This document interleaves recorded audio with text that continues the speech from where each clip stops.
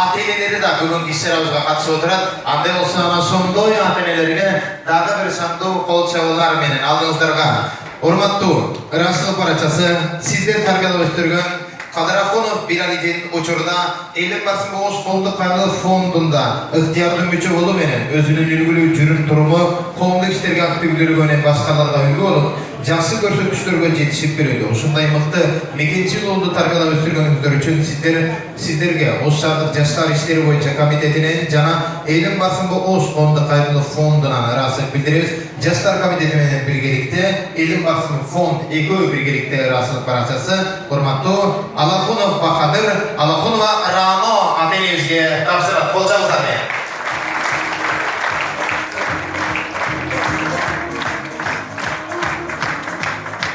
Кол жабыңыздар менен. Бактылуу балдарды, эң бактылуу ата-энелерге тапшырат.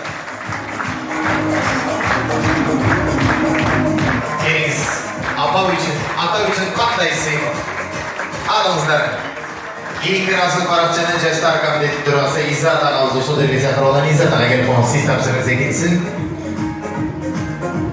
Эң бактылуу ата-эне үчүн эң бир башкача кол чаап коңуздар. Орунда калса чоң рахмат, бар болуңуздар.